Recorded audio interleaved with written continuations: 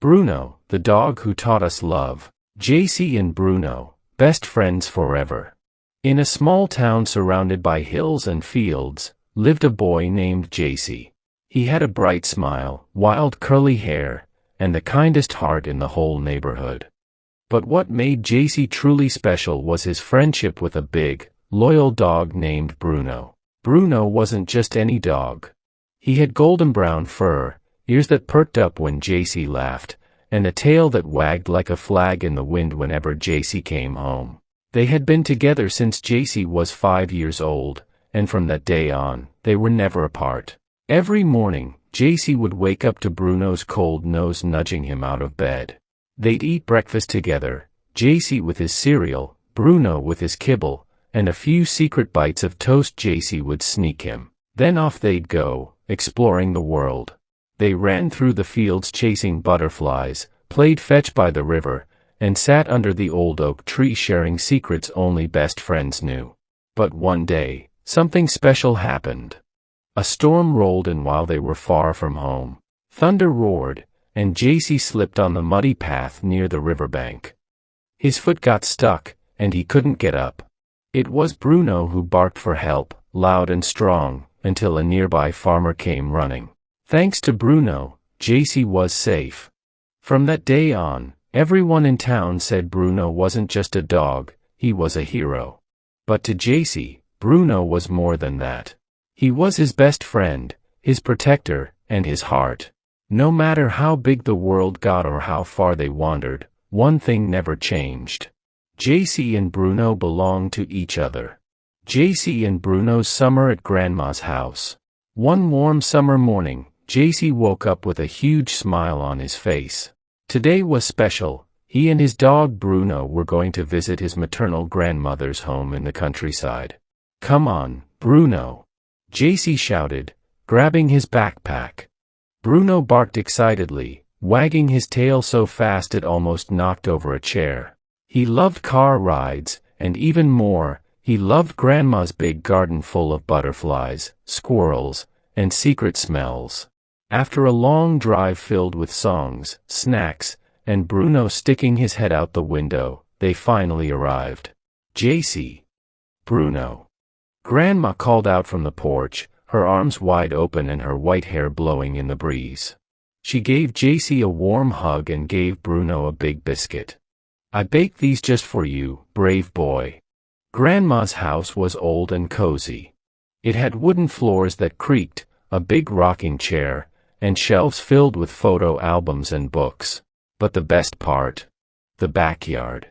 There were apple trees, wildflowers, a tiny pond with frogs, and even a treehouse that JC's mom had built when she was little. Each day of the summer was an adventure. In the mornings, JC and Bruno helped Grandma pick vegetables from her garden. Bruno would try to chase butterflies but always ended up sneezing when he got too close to the flowers. In the afternoons, they'd go on nature walks through the nearby woods. Bruno led the way, his nose twitching as he followed mysterious animal tracks. One day, they even spotted a deer. At night, they sat on the porch eating fresh fruit and listening to Grandma's magical stories about her childhood, the stars, and the time she rescued a lost kitten from a storm. But the most magical night was when there was a meteor shower. JC, Bruno, and Grandma lay on a blanket under the stars. Bruno rested his head on JC's chest, his ears twitching with every shooting star. "Make a wish," Grandma whispered. JC closed his eyes, held Bruno tight, and wished, "I hope we can stay like this forever." That summer at Grandma's house became one of the most beautiful memories of JC and Bruno's life. They returned home with hearts full of joy, a bag full of Grandma's cookies, and a promise to visit again next summer. Because home is where love lives, and Grandma's house was filled with it. JC, Bruno, and the big problem. It was their second week at Grandma's house, and everything had been perfect, until the day Mira, JC's older sister, arrived.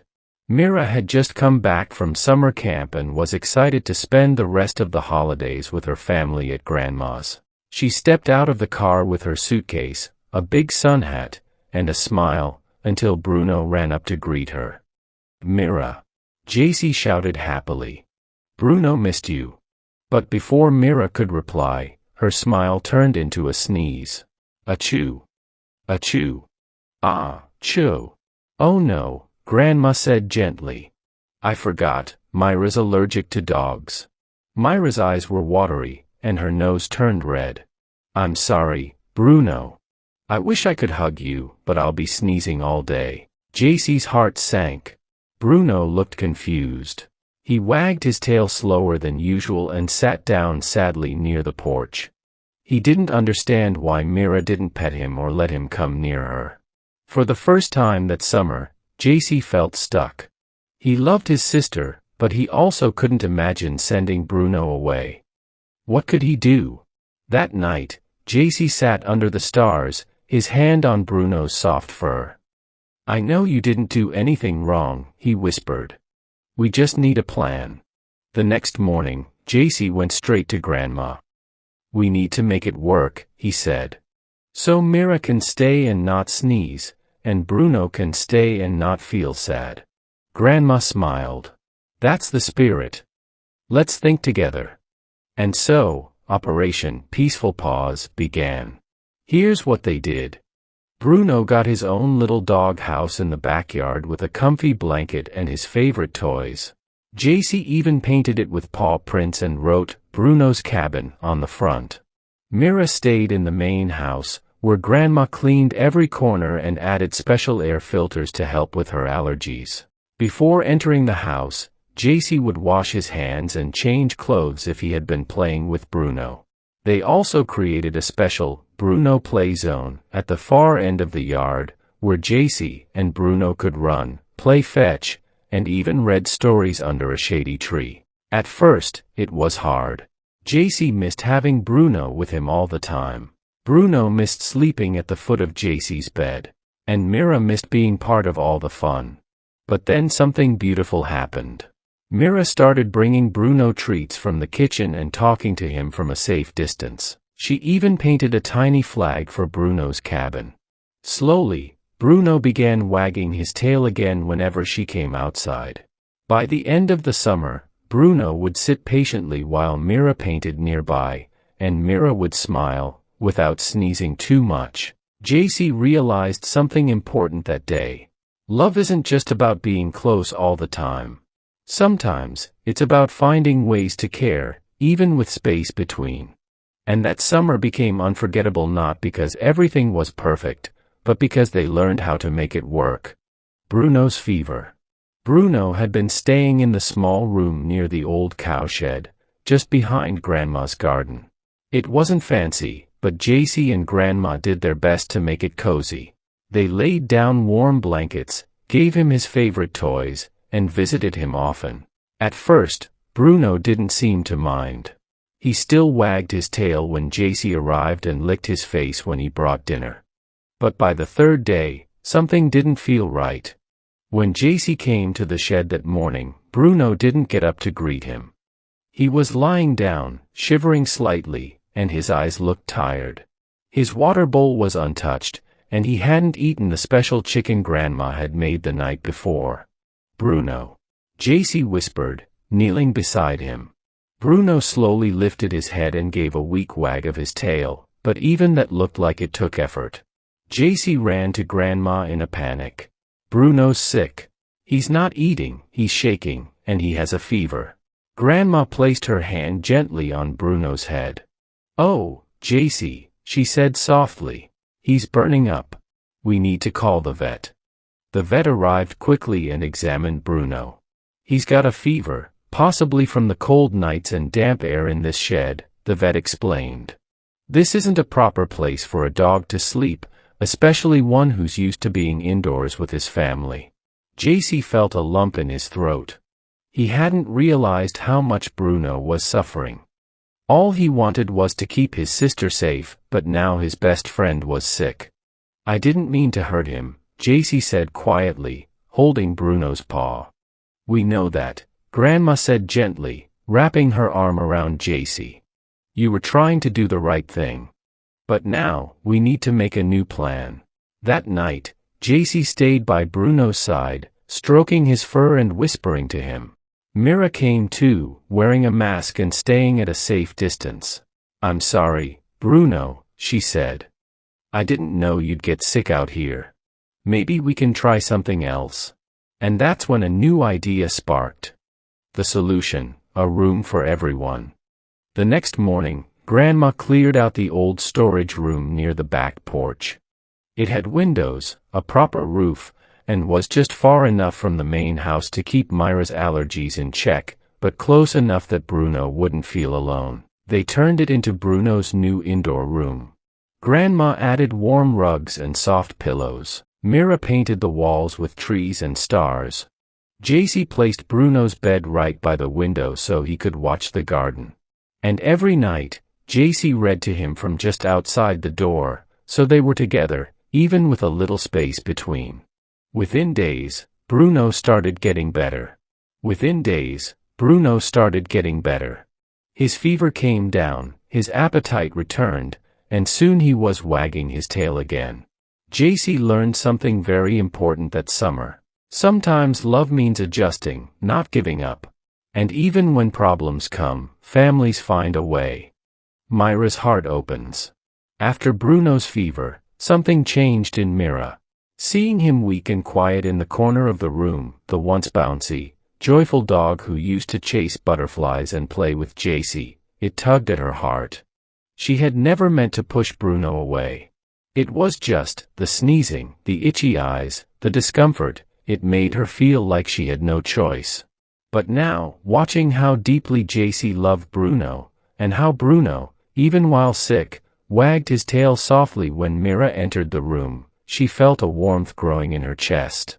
One evening, while JC was napping beside Bruno's door, Mira quietly stepped into the doorway holding something behind her back. "Hey, Bruno," she whispered. "I brought you something."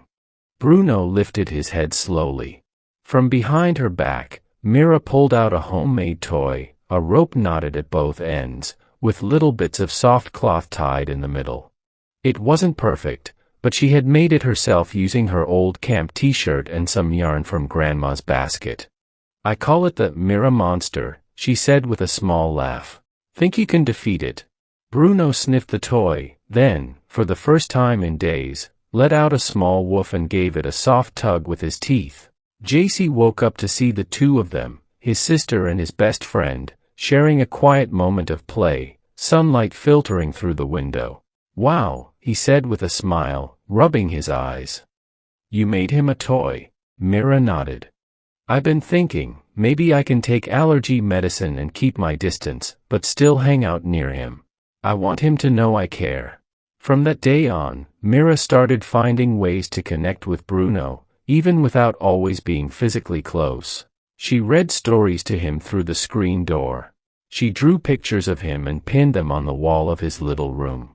She made a daily Bruno journal, where she wrote short letters from Bruno's point of view, adding silly doodles and adventures like, "Today I chased a leaf. It escaped." Bruno responded with love, tail wags, soft barks, and gentle eyes full of trust. One afternoon, Mira sat beside JC on the porch, watching Bruno chew on his toy. "I used to think I couldn't be close to him because of my allergy," she said. "But now I know, love finds a way. Even if it's through a window, or a journal, or a rope toy." JC looked at her, eyes full of gratitude. "I'm proud of you," he said. Mira smiled, then reached into her bag and pulled out 2 popsicles.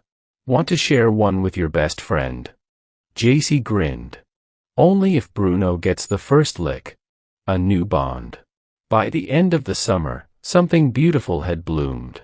Not just the sunflowers in Grandma's garden or the tomatoes on the vine, but a new friendship between Mira and Bruno. Built on patience, respect, and love in small gestures. And as they packed up to return home, JC looked at his sister and said, "This was the best summer ever." Mira smiled, glancing at Bruno. "Let's make next summer even better." Grandma's lesson. The night before JC, Mira, and Bruno were set to return home, the sun dipped below the hills, painting the sky in soft oranges and purples. After dinner, they all sat together on the porch, JC resting his head on Bruno, Mira sipping warm milk, and Grandma gently rocking in her old wooden chair. The air was still, peaceful. Grandma looked at both children, her eyes gentle but thoughtful. "You know," she began, "watching you three this summer reminded me of something important." JC and Mira both looked up. Bruno's ears twitched. "In life," Grandma said, "we live with all kinds of people. Some are easy to love from the start. Others, well, we might not understand them at first. Maybe we don't agree, or something about them bothers us." She looked at Mira kindly. "Sometimes, like with you and Bruno, it's not even about feelings, it's about things we can't control. But over time, if we stay open, if we try, those people, or those creatures we didn't connect with right away, they surprise us, and they find a way into our hearts." Mira looked down, quietly smiling. "Like how I didn't think I could ever be close to Bruno, but now I love him." "Exactly," Grandma nodded. "I've had neighbors, friends, even relatives I didn't think I liked much at first. But then one day, a small moment changed everything. A kind word. A shared laugh. A little understanding." She paused and looked at both of them. "Sometimes, we have to give people, and animals, a little space, a little time, and a lot of love. That's how real bonds are made." JC leaned into Bruno's fur and said softly, "So, even if we don't click with someone right away, that doesn't mean we never will." Grandma smiled wide. "That's right, my love. The heart has room to grow, if you let it." The summer that changed everything. As the stars came out and crickets began to sing, JC, Mira, and Bruno sat quietly, thinking about everything they had learned. About patience. About trying even when it's hard. And most of all, about how love grows in the most unexpected places. That summer hadn't been perfect. But it had been real. And real is what makes memories last forever. A new beginning, back to school. After a long, unforgettable summer at Grandma's house, it was finally time for JC, Mira, and Bruno to return home. The car ride back was quieter this time. JC stared out the window, thinking about the adventures they had, the garden, the treehouse, the stargazing, and the lessons they learned. Bruno rested his head in JC's lap, tired but happy. When they pulled into their driveway, home felt different. Not because it had changed, but because they had. First day of school. Soon, the new school session began. JC packed his backpack the night before, new books, sharpened pencils, and a photo of him and Bruno under Grandma's old oak tree. He tucked it in his notebook for good luck. "Come on, Bruno," he said the next morning. "New adventures are waiting." Bruno barked happily and walked beside him to the front gate like he always did. But just as JC turned to leave, Bruno sat down and tilted his head. "Don't worry," JC said, kneeling. "School might be for kids, but I didn't forget about you. Because this year, something new was happening. Bruno's school too." After seeing how much Bruno helped JC grow, Grandma had talked with JC's parents about a special idea, enrolling Bruno in a dog training and therapy program at the nearby community center. It was a place where dogs could learn commands, play games, and even be trained to help kids in schools and hospitals. So while JC went to his school, Bruno would go to his. Every day, they walked out the door together, JC with his backpack, Bruno with his little harness and ID tag that said "Student Pup." At school, JC made new friends, shared stories from the summer, and even wrote a short essay titled, "The Dog Who Taught My Sister to Love." At training, Bruno learned new tricks like high five, stay, and even how to carry a little backpack with small books inside. He quickly became a favorite among the teachers there. And each afternoon, JC and Bruno reunited at the gate, just like always. A bond that changed everything. The evening was quiet, painted in deep shades of purple and gold. The kind of evening where stories are told not just with words, but with silences, the soft kind that say we've been through something, and were better because of it. Mira sat between JC and Grandma, her fingers buried in Bruno's fur. He lay stretched out in the grass, content and still, save for the occasional happy thump of his tail. "So," Grandma said, her voice warm like a blanket, "how did it feel to hear your story read aloud?" Mira gave a half-smile, the kind she used when she was both proud and embarrassed. "Weird. But good weird." JC nudged her gently. "You should have seen your face." "I was red," Mira admitted, laughing softly. "But I think I liked it." The story their teacher read that morning wasn't just about a dog. It was about fear, patience, and how sometimes the hardest things, like trusting again, take time. Mira, JC, and Bruno had lived it together. Every awkward beginning, every small breakthrough, every quiet moment of connection. They'd learned things you don't find in textbooks, that healing isn't quick, that love doesn't follow rules, that sometimes the family you end up with looks nothing like the one you imagined, and everything like the one you needed. "I think Bruno was always meant to find us," Mira said, her voice barely above a whisper. Grandma smiled. "He didn't just find you, love. He found his purpose. And maybe you found yours, too." Mira looked down at Bruno. "I want to help other kids like me. Maybe become a vet. Or work with therapy dogs." She paused, then added, "Bruno can be my partner." At the sound of his name, Bruno gave a soft woof, his eyes closing again in sleepy approval.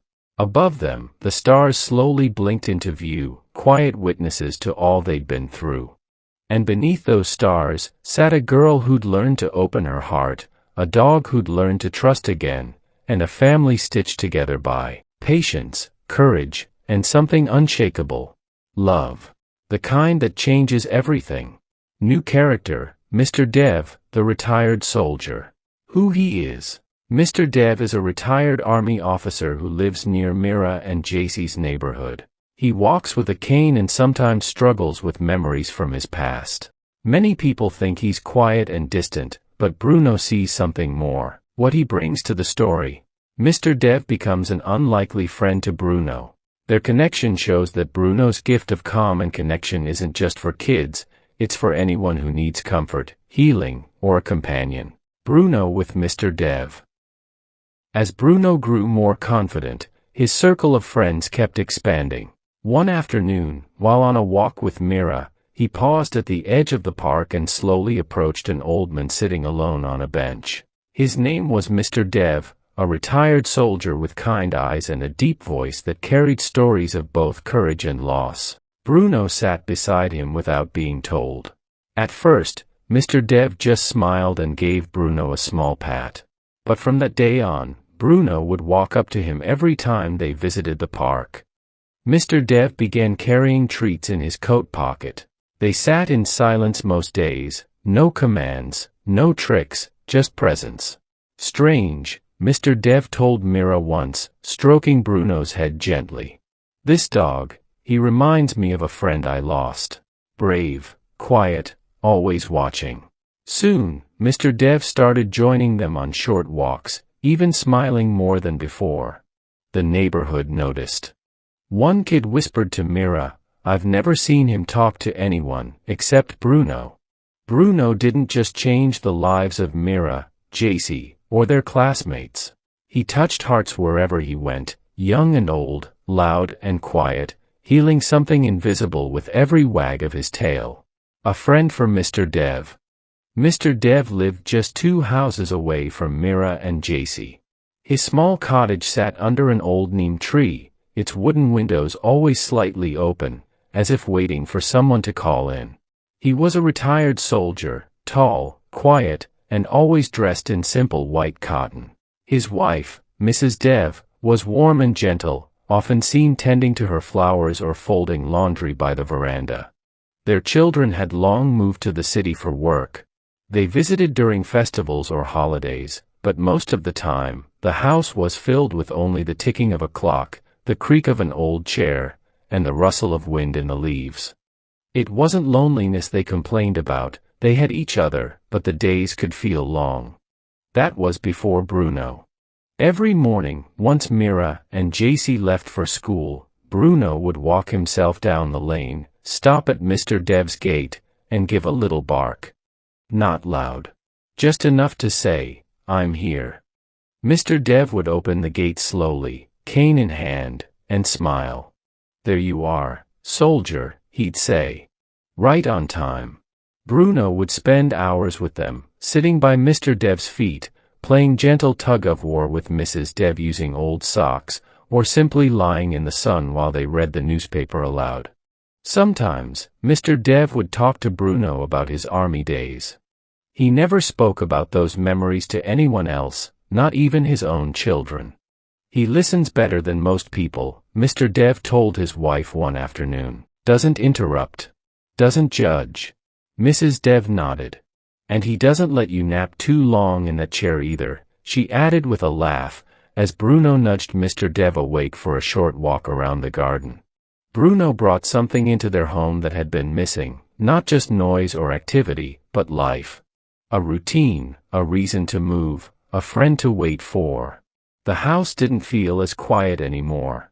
On weekends, when Mira and JC stayed home, Bruno still found time to visit Mr. and Mrs. Dev, even if just for a short while. It was like he knew they needed him. Sometimes, when their children came to visit from the city, they noticed the change too. "Papa, you seem happier," their daughter said one day. Mr. Dev simply gestured to Bruno, who was lying across the doorstep, tail thumping. "I found someone who understands the silence," he replied. Bruno wasn't just a dog anymore. He was a thread quietly stitching together lonely hearts, long afternoons, and forgotten stories, one wag at a time.